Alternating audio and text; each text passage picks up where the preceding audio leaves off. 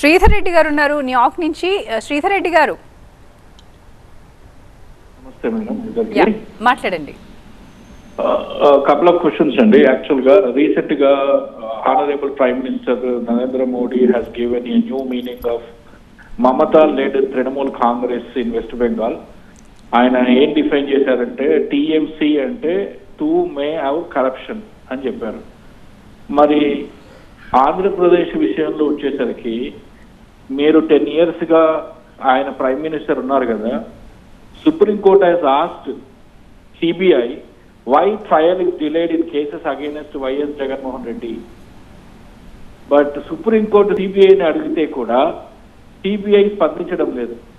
CBI ఎందుకు Jaganmohan Reddy cases లో స్పందించడం లేదు? 10 years నుంచి ఎందుకు స్పందించడం లేదు? అంటే కరప్షన్ గురించి ప్రైమ్ మినిస్టర్ గారు కేవలం స్పీచ్ లోనే మాట్లాడతారా, యాక్షన్స్ లో చూపిస్తారా?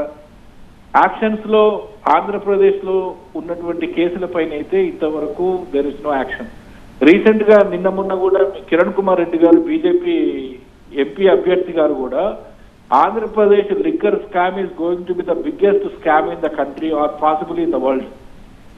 ఢిల్లీలో ఉన్న లిక్కర్ స్కామ్ కంటే ఆంధ్రప్రదేశ్ లిక్కర్ స్కామ్ ఎన్నో రేట్లు ఎక్కువ అని చెప్పేసి అన్నారు. మీ లీడర్స్ అందరూ బాగా మాట్లాడతారండి బీజేపీ టీం, కానీ సెంట్రల్ లో రియాక్షన్ ఉండదు, అసలు యాక్షన్ అసలు ఉండదు. అసలు ఇదేంటో అర్థం కావడం లేదు.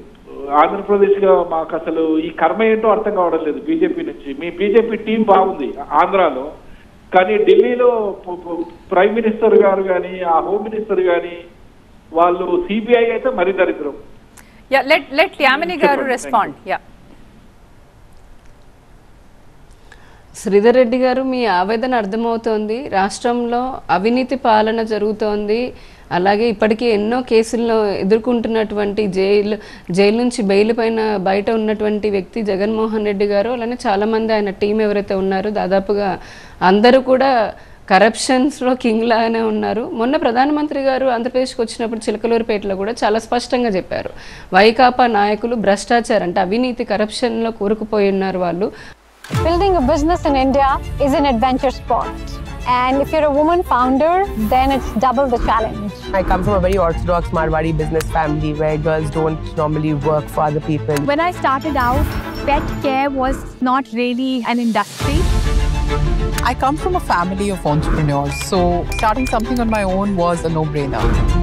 I started the company as a marketplace for people to go and book private jets. It has taken many years and trying. As a woman founder, I would say take small steps. It's been about building a brand and a category from scratch. Believe in the idea that diversity builds better businesses.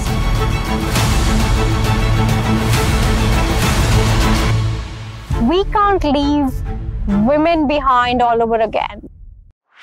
This and more. Streaming on News 9+.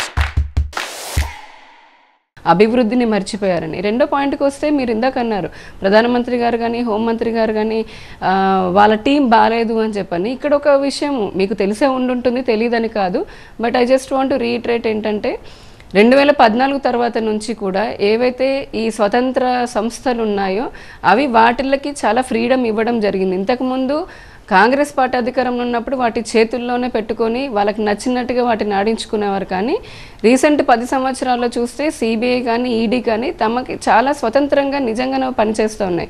అందుకనే మన తెలంగాణలో జరిగిన చూసినా, లేదంటే ఇతర రాష్ట్రాల్లో చూసినా, ఢిల్లీలో చూసినా కూడా ఈడీ తన పని తను చేసుకుంటూ పోతుంది. ఇక్కడ సిబిఐకి సంబంధించి కూడా గడిచిన 5 సంవత్సరాల్లో సిబిఐ కేసుల జగన్మోహన్ రెడ్డి గారికి ఉన్నప్పటికీ 151 సీట్లతోటి ప్రజలు మ్యాండేట్ ఇచ్చేటప్పటికీ ఆయన ఇన్ఫ్లుయెన్స్ చేసుకుంటూ కాస్త మభ్య పెడుతున్నాడు. కానీ నిజం ఏ రోజుకైనా బయటికి రావాల్సిందే. ప్రధానమంత్రి గారు ఈ రోజు కూడా చెప్పారు, నిన్న కూడా చెప్పారు, దేశంలో ఉన్నటువంటి అవినీతి వారసత్వ ఇటువంటి భావజాలం ఈ దేశంలో ఉండకూడదు.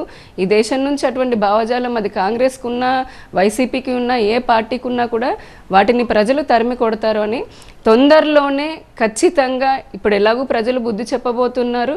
అలాగే ఈడీ లాంటి సంస్థలు లేదంటే సిబిఐ లాంటి సంస్థలు కూడా అతి తొందరలోనే వీరు చేస్తున్నటువంటి అరాచకాలను, అవినీతిని ఖచ్చితంగా బట్టబయలు చేసి దోషులు ఎవరైనా సరే ఖచ్చితంగా వారికి శిక్ష పడుతుంది. ఎందుకంటే చట్టాలలో కూడా మార్పులు అలానే తీసుకొస్తున్నాము.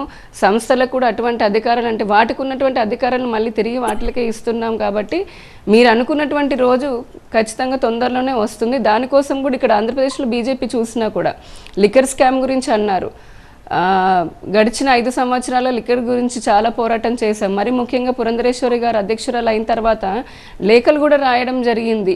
సిబిఐకి కూడా తీసుకోవడం రాయడం జరిగింది. అలాగే సుప్రీంకోర్టు న్యాయమూర్తి కూడా రాయడం జరిగింది. మేమందరం కూడా టీమ్స్ ప్రత్యక్షంగా వెళ్ళడము, ఆ లిక్కర్ షాపుల్లో జరుగుతున్నటువంటి చీప్ లిక్కర్ తయారీ కానివ్వండి, దాంట్లో పేమెంట్స్లోకి వచ్చేటప్పటికి అవకతవకలు కానీ ఇలాంటివంతా పోరాటం చేస్తూనే ఉన్నాము. మేము చేసే పోరాటంతో పాటు ప్రజల మద్దతు కూడా ఖచ్చితంగా అవసరం. ఎందుకంటే ఆయనేమి చిన్న వ్యక్తి కాదు. తనకున్నటువంటి అంగబలం అర్ధబలం చూసుకొని ఇప్పటివరకు తప్పించుకుంటూ ఉన్నారు. కాబట్టి ప్రజలు ఇచ్చేటటువంటి మద్దతుతో ఖచ్చితంగా ఎవరు చేసినా కూడా వారికి శిక్ష పడుతుంది తొందరలోనే. రైట్.